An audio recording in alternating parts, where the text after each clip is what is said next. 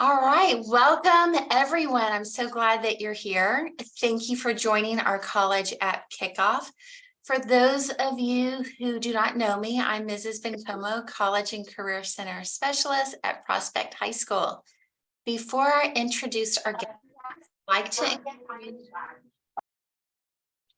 I'd like to encourage everyone to make sure your microphones are on mute, but also I want to encourage everyone to use the chat box for those college related questions. This is a great opportunity to hear from an expert.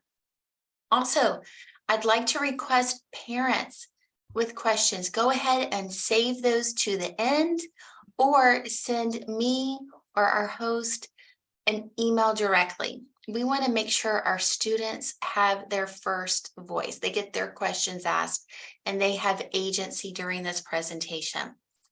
So with that being said, I'd like to welcome my esteemed colleague. She is amazing. She was so supportive when my daughter was going through applications, and I'm glad to welcome her to Prospect and to the entire Campbell Union community. Corinne Schell from Marist College. Thank you so very much. I'm very happy to be here, and it's a pleasure to help out Amy and her students. A couple of things as you begin your senior year. Two words you're going to hear over the course of the next year are the words fit and depends. And it's a fit for you regarding college, and it's also a fit for the college with you.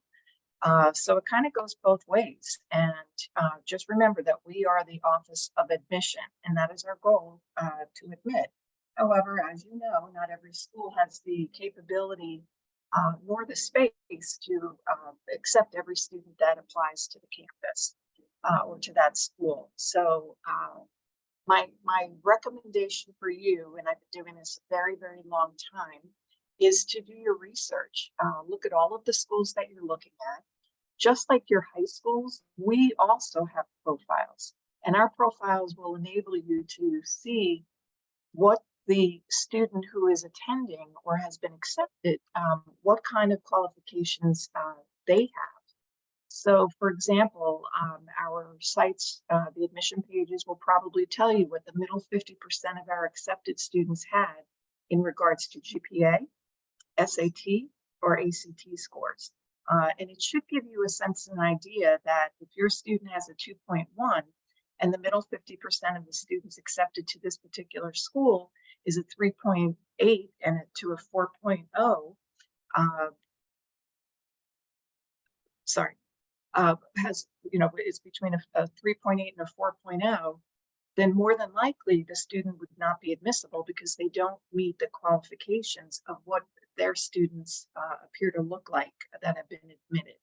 And again, it's there to allow you that opportunity to see where you kind of fall within the profile of that particular school's incoming freshmen or accepted freshmen. Check to see if the schools are test optional, test aware, test blind.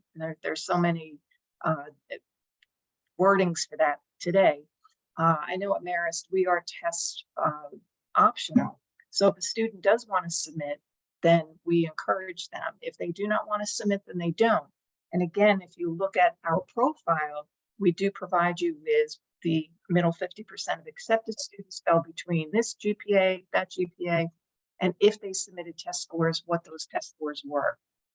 And we've been optional for well over a decade. So for us, it's really nothing COVID related, nothing new for us. And it's not something that we will go back to. And then the other word is, fit and then depends, because all of our colleges and universities are different. You've got 2-year, 4-year, public, private, international, domestic, religious, non-denominational. Hence the reason why it's so important for you to do your research to see exactly what kind of schools are out there and available to you that, that you can apply for. But I know that just in the Poughkeepsie area where Marist College is located, we have Vassar College. That's 6 miles across town from us. The Culinary Institute of America is about 2 miles up the road. We have West Point, not too far. There's a community college in town, a state university not too far away. Bard College is about a half hour north of us. So completely different schools, all within a very small radius. But our requirements for admission is definitely different. So you have to, again, do the research and take advantage of your college counseling center to give you advice and suggestions and assistance with putting together your list. So what I would like to do today, and I'm sorry that I did not introduce myself. My name is Corinne Schell. I'm director of West Coast Admission at Marist College. I am a Marist grad, my husband, son, daughter, sister, niece, nephew, twin nieces. So I'm a little passionate about Marist and all that it offers our students. I've been affiliated with the college for many, many years in both financially as well as admission. So I have a wealth of knowledge in regards to all of that. And I know this year is going to be a little bit different for financial aid, and hence the reason why they will not be opening up the FAFSA to complete until sometime in December. And I don't even think that date has been established quite yet. So in my presentation, I want to share with you what colleges look for in a high school student. And then, those are the top things. You've been working hard from 9, 10, 11th grade over the years, trying to be the best that you can be in your classes. So your high school transcript is a very, very important piece of the application or admission process. The other thing is, at this point, you can't go back and repeat 9, 10th, and 11th grade. And our colleges and universities want to make sure that you are challenging yourself academically in your senior year. We do know that many students probably have completed the requirements for graduation before they enter senior year, with the exception of their English class and a gym class. But again, we as college representatives want to make sure that you are challenging yourself academically in your senior year. We know that you can leave or come to school early or late, leave early because of those, the fact that you only need to do the English and the and the gym class. But we don't want to see that. We want to make sure that you are challenging yourself academically for the academic rigors of the college or university that you will be attending upon graduation. We want to make sure you're prepared. The other thing to take a look at with all of the different schools when you're doing the research is when you're looking at a particular school, for example, you want to major in business, yet you didn't do well in math classes. Well, part of business is math, statistics and calculus and accounting. Those are the classes that you will be taking as business major. So my suggestion would be go back to your high school transcript and see what classes you've taken. Look on the college's website to see for a business major what classes they are looking for and what kind of classes that you will be taking if you were to go to that school and major in business. The other thing is that you cannot assume, well, I want business, but I did not do well in my stats class or my AP calc class. So I'm going to go in as undecided and then, transfer in. Again, depending on the school, you may have to kind of complete X number of classes before they will accept you into that particular program. And what comes to mind is USC, their business school. Even if you come in as a, say, history major at USC, but then you decide, well, yeah, I think I want to transfer into the business school. Unfortunately, you have to complete so many classes within that particular year, apply and see if you're admitted. So there's a chance you may not be admitted, where other schools, you come in as undecided, you want to do business, and yep, no problem, just fill out the forms and submit. and then they'll change your advisor and revise your schedule. But again, you have to do the research to see which schools will do that. So moving forward here, what is considered in an application? The other thing you need to do in your research is to see what those colleges require of their applicants. Do they only require an application and the high school transcript, possibly the standardized test scores? Or are they requiring everything, which would be the holistic review, and that would be the application, your high school transcript, 2 letters of recommendation. Again, check with the schools to see how many they require. Your personal essay, your personal statement. Those are the things that the schools that are going to review holistically, because they want to look at everything. They want to see if you've been active and involved at school. And trust me, we understand and know that there are times and situations that a student, may be traveling a distance to get to school. Maybe it's an hour each way, and they don't have the opportunity to be involved in extracurriculars because they have to get home, and maybe they're responsible for getting their siblings off the bus and getting their homework started. So again, we understand that and do not take that against a student when we're reviewing an application. But again, one of the big things is your senior year curriculum. As I mentioned, it's important that our schools look at you and see, are you challenging yourself in that senior year to prepare yourself for the academic rigors? The next, again, is your GPA. Check with the school, see, do they look at the unweighted? Do they look at the weighted GPA? If they're going to look at the weighted GPA, that includes everything, every class that you've taken each year. Unweighted is the more specific classes. So usually it's the 5 subject areas: history, math, science, foreign language, and English. They do take into account higher level courses such as AP, honor, IB, college level courses, anything that is above the traditional standard class.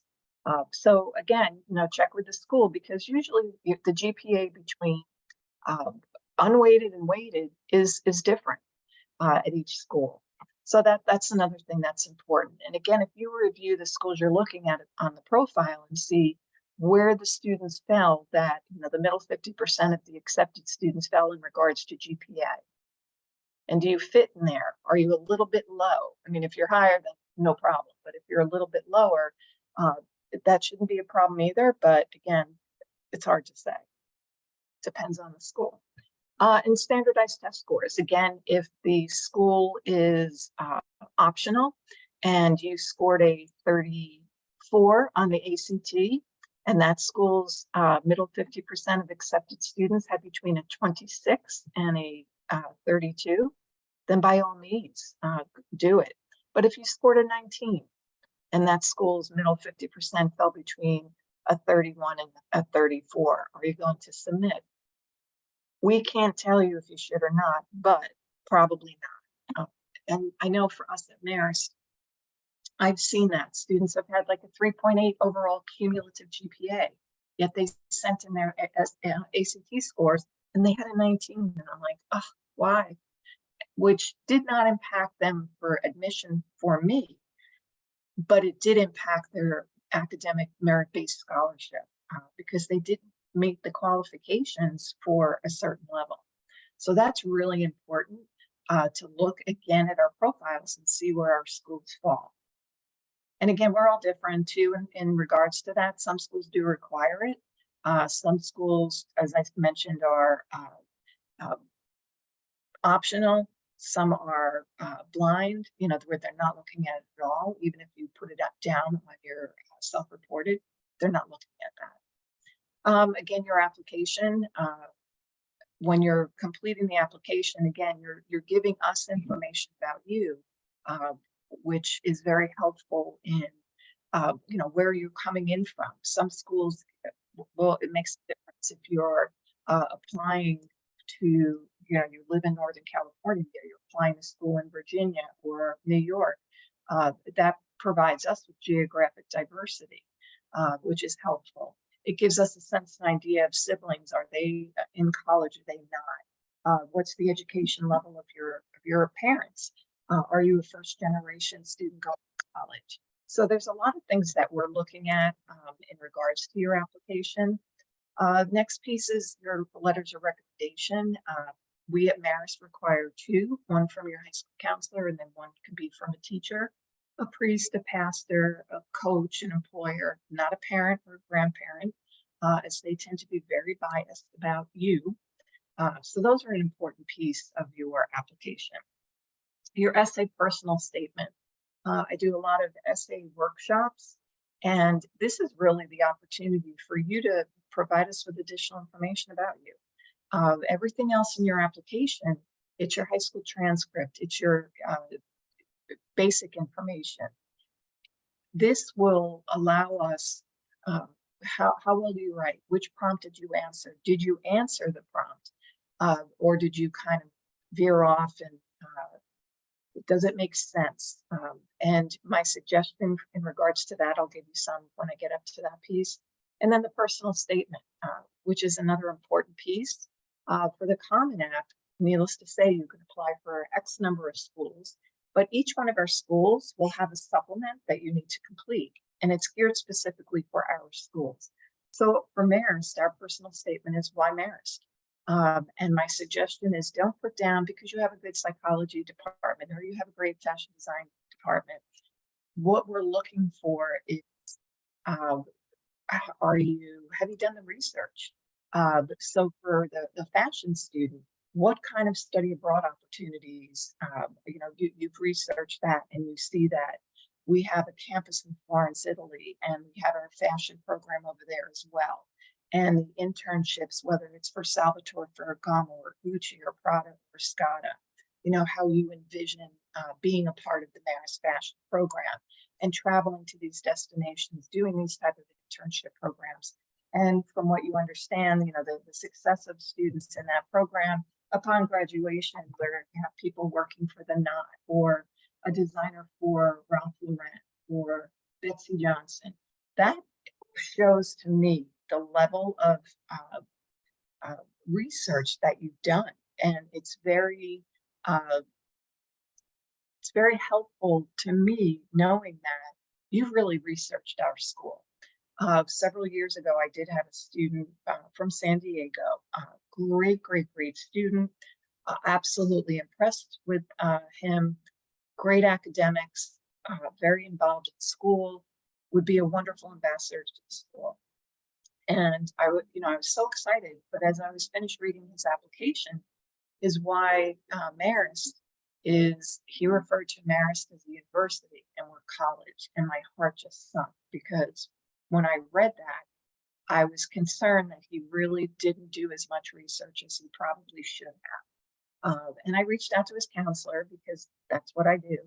And I was complimenting her on him and his academics and the extracurriculars and this and that. And I mentioned that. So she spoke with him, and next thing he was sending me an email and apologizing. He was devastated that he didn't go back and completely review his application because he said he would have picked up on that. And I ended up meeting him, and he went to the college and he studied abroad, and he had an incredible time. So again, the personal statement is important. And then your activity resume. I always suggest create a resume. What you want to do is go back. I would do it now. Don't wait till you're filling out the application and try to think back of the different things that you did and were involved with. Because you're going to forget and you're going to leave something out. You might leave out something that is really important to who you are. So I always highly suggest creating that resume. And then if you've worked, if you have received any type of accolades, awards, distinctions, then you definitely want to also include that. Because not only do we look for somebody who is academically a good student, but we want students who are going to get involved and be active on campus. We are a residential campus, so again, we want students to have the opportunity to be involved in as many things as they want to while they're a student at the college. And if they're passionate about something and then we don't offer it, then start it, which is good to do. So anyway, we do look at that as well. If we just admitted all students that had incredibly strong academics, but we're not involved in anything, as a residential school, might be a little boring for a majority of students. And since we are residential, like I said, it's important that we provide all different types of clubs and organizations and sporting events for students. And then, you know, the LOI, which I refer to as level of interest, otherwise known as demonstrated interest. Again, research the school, reach out to your connect for that particular school. If you go to our website in the admissions office and go to our staff page, you'll be able to see which staff member works with your particular high school in Northern California. My suggestion would be reach out to them, introduce yourself to them, and let them know that, you know, you're planning to apply, what you're planning to major in. Even come up with a couple of questions, not how is your psychology department, how's your business school? Because we're not going to say they're terrible. Some may be terrible, but, you know, again, be cognizant of them and look for or provide questions that are very well thought out. What is your retention rate? If anybody knows what that is or doesn't know, that is actually what is the percentage of students returning after freshman year. First of all, they'd be impressed that you're asking that. But second of all, that is a great question because that could help you determine if you really do want to apply there. So if they say 50%, 60%, kind of a red flag should go up because obviously 50 to 40 or 50 to 60% of the students or 40% have left after freshman year. Why are they leaving? Are they not happy? Is it because they couldn't get the classes they wanted?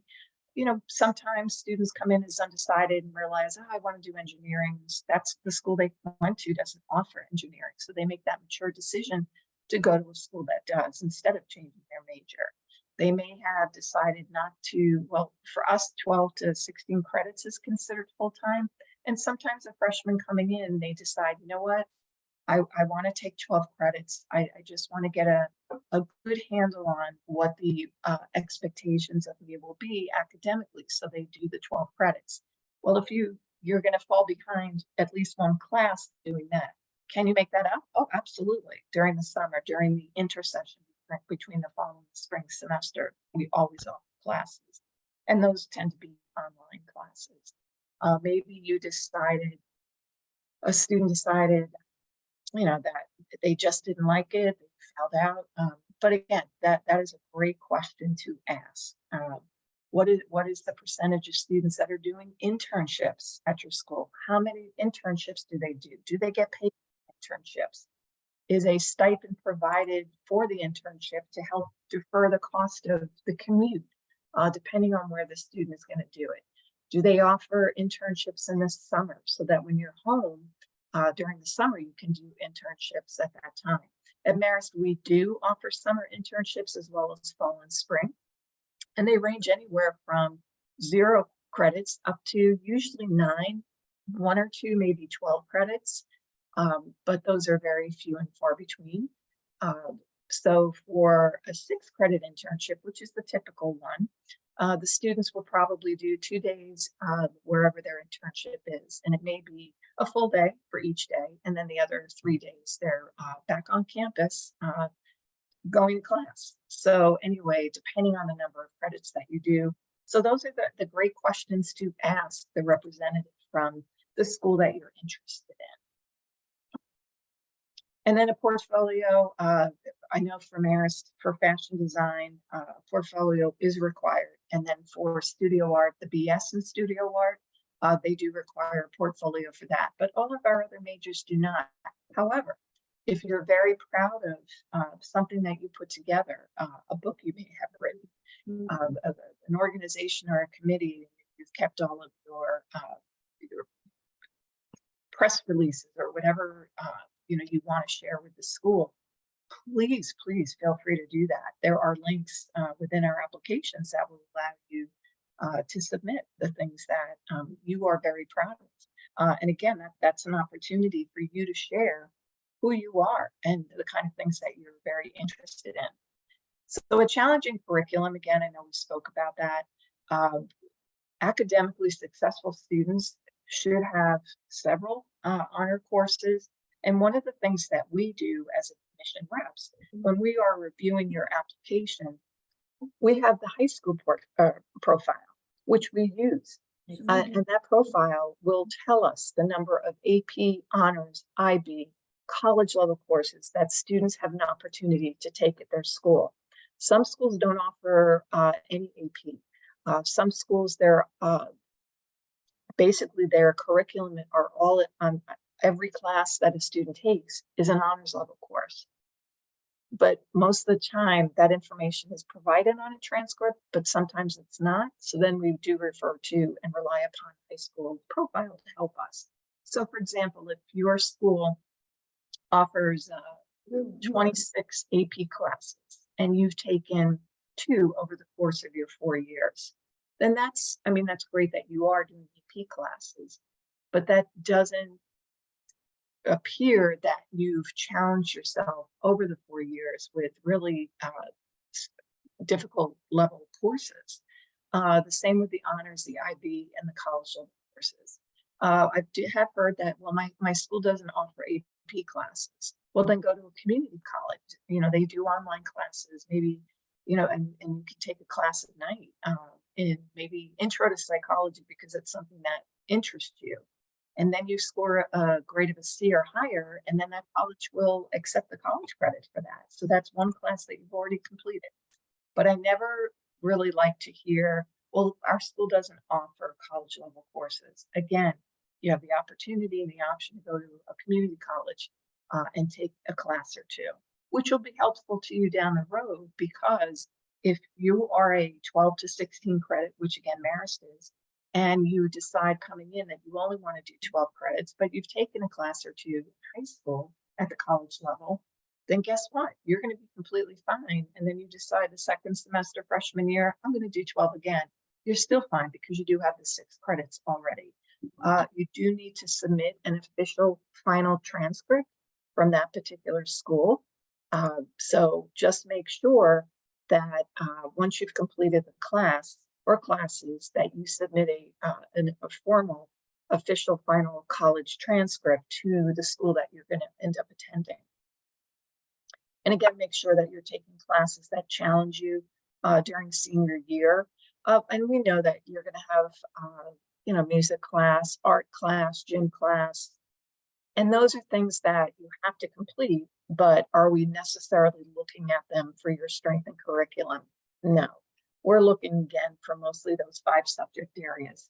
And if you're taking, say, a political science class, economics and government, and you're doing one in the fall and one in the spring, we look at that as one full year of the history. If you only do a half a semester or one semester with government, but you don't do anything in the second semester, then we're only counting that as a half. We're not counting it as full. Strong grades in an upward trend. This is also important. So we understand that when you enter high school, many students kind of struggle because they're getting used to the academic rigors of high school. So what we look for is, how is a student done? How are their grades? Have they gone up? Have they gone down? Are they status quo, or are they kind of all over the place? Sometimes when there's a blip in a student's high school transcript, there's usually a reason for it, such as maybe a death in the family, parents separated, divorce, maybe the student suffered an injury, and they couldn't make it to school, and they're working through physical therapy or whatever the situation may be. We understand that, and that will normally be told to us through the letter of recommendation from your counselor, and then the student can even generate a note to us telling us, I'm aware that my grades in 10th grade, the fall semester, they weren't strong. This is the reason behind it. But then you were able to pick up the grades and do well up through junior year. So again, we're looking at that. We're looking at how the trending of your classes go. Solid scores on standardized test scores. Again, I think it's very important to look at the schools, see if they require them. If they do, look at our profile and see where the majority of the scores did fall. I know in our view book that we provide during high school visits and college fairs, we have the profile of our accepted students, the middle 50% of accepteds, where they fell GPA wise, if they submitted SAT scores or ACT scores. So again, that will help you decide, depending on what our requirements are for the standardized test scores, if you should submit or not. Many schools will require, again, you need to do the research. They may require the test and they want a strong score in order to be part of an honors program or to be at a higher level class. So it may be important to some schools that you are looking at. Again, you need to check with the schools you're interested in and see if they do require them. The other thing is in regards to application. I mean, many students, and a little bit of additional information, many students feel that they should be eligible for a merit-based or academic-based scholarship. However, some schools require a separate application to be completed and submitted by a certain deadline in order to apply for it. I was at a college fair a couple of years ago, and it was spring, and all of the decisions had gone out, and the college next to me, a young man came up to the table and was really excited because he had been accepted at that school. He was eager to go, and he asked the question about scholarship. And all of a sudden, the conversation kind of took a different turn because the counselor asked, "Did you apply for one?" And he didn't, because he didn't know he had to. Again, if he had done the research, he would have realized that he had to complete an application by a certain deadline. So when you're talking the possibility of $10, $20, $30, $40, $50,000 in academic merit-based scholarship, and you missed the deadline and now you're not going to get one, you know, the next question is, can I apply as a sophomore? Can I apply in my second semester freshman year? I don't know the answer to that, only they would. So again, you need to look at the different deadlines for submissions. Quality involvement, again, in activities. What we look for is not necessarily the number of things that you're doing. That's not as important as the things that you're doing and the kind of involvement that you have in it. So there are times in senior year, and students are now starting to fill out their applications for admission, and they realize, oh, look, I only did one thing in freshman year, and that was to be a member of the chess club, where I was there 1 hour a week during the school year. And now they're like, oh, I've got to make myself look better. So they start cramming in 15 different activities, community service and clubs and organizations on campus. And it's an hour for this, an hour for that one. That's not what we're looking for. It's great that you're getting involved, but again, we're looking for the kind of things that you are doing. So that's why I highly suggest that you create a resume from your freshman year. Did you do Girl Scouts? Did you do silver, gold, or bronze? Did you do Boy Scouts? Are you a Life Boy Scout? Are you working on your Eagle Scout? Those are very prestigious and quite an honor. So make sure that we're aware of that. Let us know what the project was that you worked on in order to get to those levels. What else? Again, so it's not necessarily the number of things, it's the quality, not the quantity. There's students who do volunteer work at, say, like a hospital or nursing home or an assisted living facility because they want to be a physical therapist or a doctor. So they decide those are the things that I really should be doing so that I look more impressive on my admission application to the school that is looking for those kind of things for that major. And they dedicate, 20 hours a week. That's impressive, and that shows real dedication to something that they're very passionate about or interested in. If you work a job, that is also important.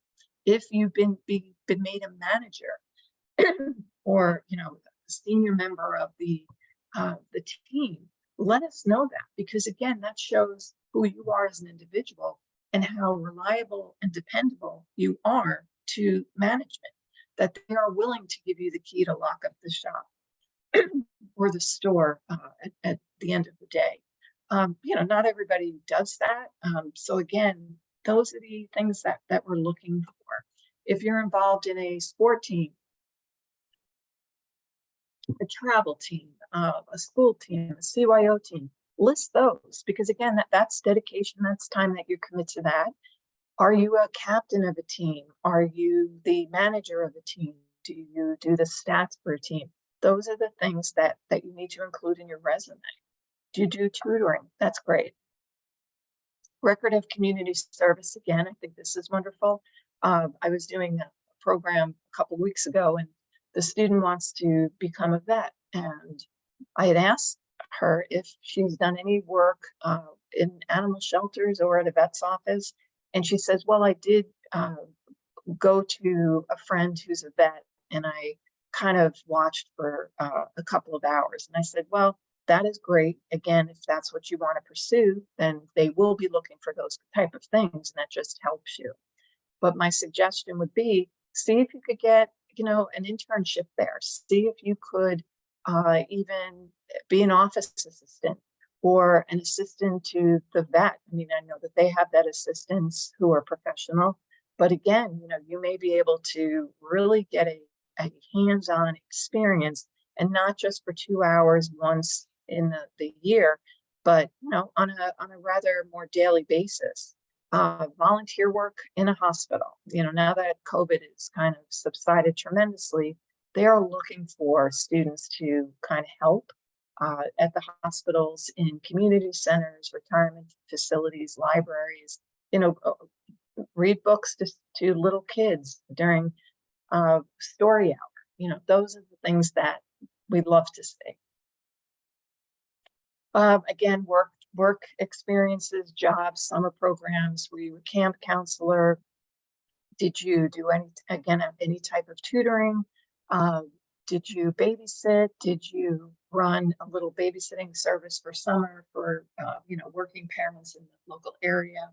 If you did that, something like that, what kind of activities did you provide? Again, if you're working for a job, what is the job? What's the number of hours that you've been working, and how long? And that's one of the things in the Common App. We do look at that. We're looking at the number of hours and then a week, and the number of weeks out of the year that you're involved in whatever it is. So again, that's where we're able to pick up, well, 1 hour for chess club once a week, an hour for SAD, students against drunk driving or destructive driving. Again, that's great that you're doing these kind of things, but it's not the quantity, it's the quality. And again, I put this meaningful use of free time, shows maturity. And that's, again, if you're working a part-time job and your supervisor has made you a team leader, or like I said, giving you the key to close up shop when it's closing time. That shows a lot about you as an individual. Again, that well-written essay. Don't think that the first time you write the essay, it's going to be the perfect one, because it's not. When you're writing your essay, make sure that you are answering the prompts. Make sure that you've checked the grammar. Does it make sense? Does it have an intro, a body, and a conclusion? And you want something that's going to jump out at us, the reader, that's going to want to make us continue reading and see what happened at the end, which would be the conclusion. You can only imagine the number of applications that we as high school or college counselors read. And if I'm reading 50 applications in a day, and your application is my 49th out of the day, and you don't grab me in the very beginning, next thing I know, my mind is wandering. I'm thinking about dinner. I'm thinking about the weekend. I'm thinking about what we're going to do, blah, blah, blah. And then all of a sudden, I'm like, pull yourself back into this. And sometimes I have to read it out loud because I'm tired. I've read 49 already, or 48. And again, if it doesn't jump out at me, then I kind of get distracted. So make sure that it's you grab me at the beginning. Essay should be thoughtful, personal. Tell us about yourself. So one of the things that we do hear quite a bit is about a grandparent or a parent. Could be a divorce, separated situation. It could be the death of someone. It could be, a family member has addiction. They've had to go to some type of clinic, which is perfectly fine. But again, we don't necessarily have to know about the situation or the people that are involved in that situation. It's what you learned from it. It's what what was the outcome for you? Because again, we want to know about you. And this is really the only opportunity that you can provide us with information about you, and not about your parent or your grandparent. We do read a lot about injuries that you've had from sports. Again, the parent, the grandparent, we do read a lot of those. So if it's something else that you feel is important to you and you want us to know about it, then please feel free to do that. And then check with the schools that you're interested in, again, to see if they require the additional essay.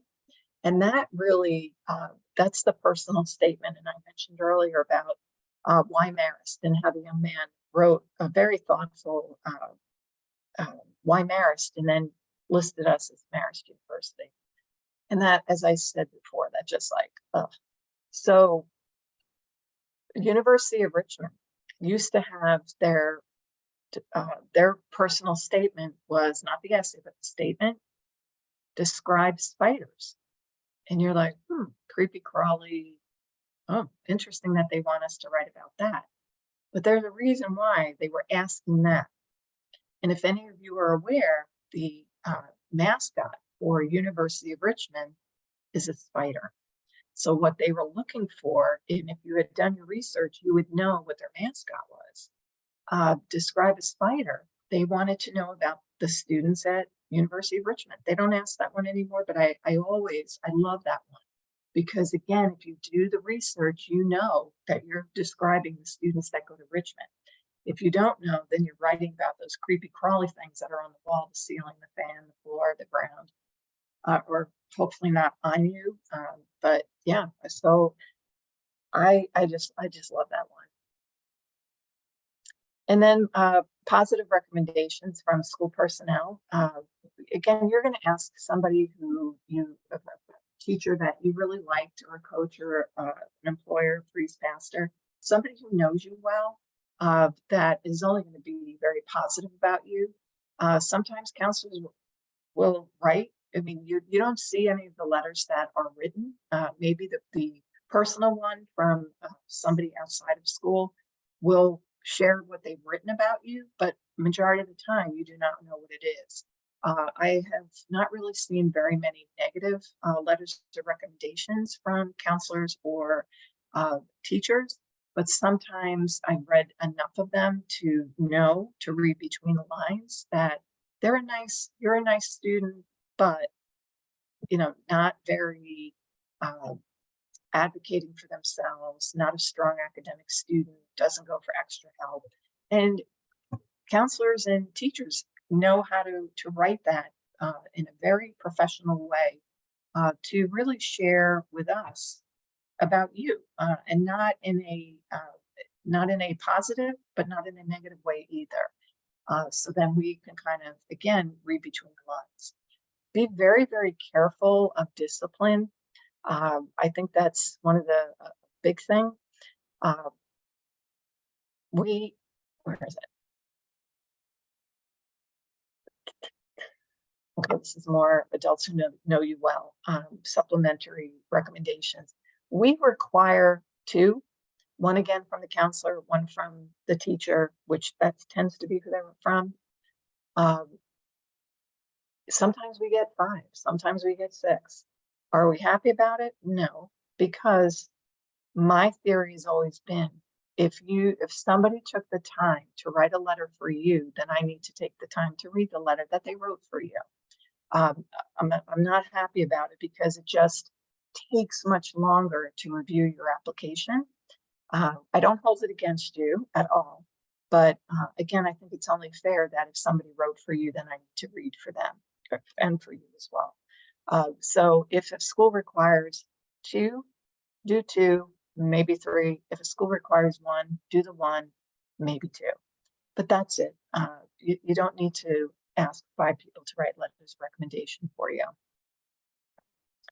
And then attributes or award, again, if you did Boy Scout, Girl Scout, if you're, you are involved in the United Nations and you're a delegate, all of these special attributes that you've been awarded something, then please include that as well. Something that makes you stand out from the rest of the applicants. And again, if you put together your resume now and go back through the years, you're going to have a list of a bunch of different things. And then all of a sudden, next week, you're like, oh my gosh, I completely forgot about that. And then you incorporate that into your resume as well. 7th and 8th grade, no, don't include those. Just do from 9th grade through. Things to consider, again, behavior and discipline, as I started to mention before. That's a really big thing. If you are a 4.0 student and have a 36 on your ACT score, if you had any type of disciplinary or behavioral issue in high school, we have to stop reading the application, put you aside, and then at Marist, we reach out to the college counselor and we check with them to see what, to kind of talk about the situation that was written about. Has there been an issue before that? Was there an issue after? And depending on what the situation is, we will then proceed, or unfortunately, we have to stop. So drugs, alcohol, cheating, disciplinary action, those are really not good things. And we do not want to bring students to our campuses that have had major issues in high school, because if they had major issues in high school, they more than likely had major issues in college. And our student affairs department will come to admissions and go, it was in their application that they had this, and this, yet you brought them in and now they have this, and this, and they're going to be dismissed. So again, just be very careful about that. I mean, if you arrive to school late 6 times, and unfortunately the school has to discipline you for that after school, or maybe a day suspension, again, we have to verify that, speak with the high school counselor, and then make a decision. But for things like that, it's really not really that big of a deal. But again, it's been notified of us. Sometimes you are self-reporting of this and the school counselor has no idea that there was even an issue at a particular time. I think that's great that you've taken it upon yourself to let us know. Yeah, 9th grade, I did this. I got caught smoking cigarettes outside on school property. That was 9th grade. There's been no other issue since.